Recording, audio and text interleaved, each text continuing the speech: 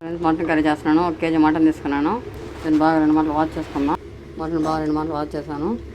ఇప్పుడు మనం curry preparation చేద్దాం. దీనికి ఒక 3 రెమ్మలు కరివేపాకు, ఒక పెద్ద ఆనియన్, 3 టమాటాలు ఇప్పుడు మనం ఇవి కట్ చేసుకుందాం.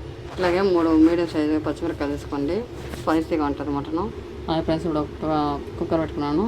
దీంట్లో ఒక 3 స్పూన్లు ఆయిల్ వేసుకున్నాం. ఇందులో బిర్యానీ స్పాన్ తీసుకున్నాం. ఒక 5 లవంగాలు, 2 మొగ్గలు, 4 ఏలక్కాయలు, ఒక పువ్వు, 2 చెక్కలు, 2 బిర్యానీ ఆకులు.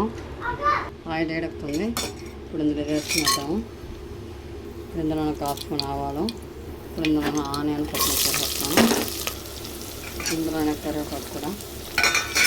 ఇప్పుడు ఆనియన్ ఫ్రై అయిపోతుంది.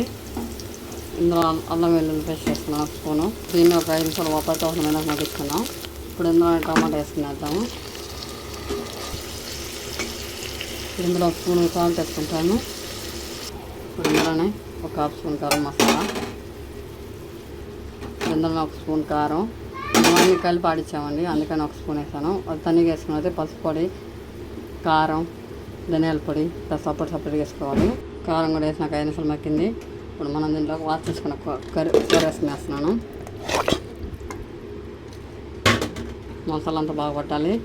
దీన్ని ఇప్పుడు మనం 5 నిమిషాలు పెట్టి ఉడికించుకున్నాం.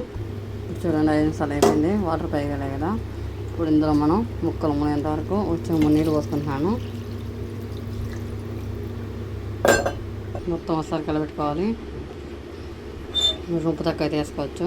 కారం ఉప్పు ఒకసారి చెక్ చేసి వేసుకునేసి దీన్ని ఒక 3 విజులు పెట్టి కుక్ చేసుకుని మూత పెట్టి, కూర 3 విజులు ఉడికిపోయింది. దీన్ని ఇప్పుడు మనం మూత కూర రెడీ అయిపోయింది. స్టవ్ కట్టేస్తున్నాను. ఇప్పుడు మనం కొత్తిమీర కానీ చేసుకున్నాము.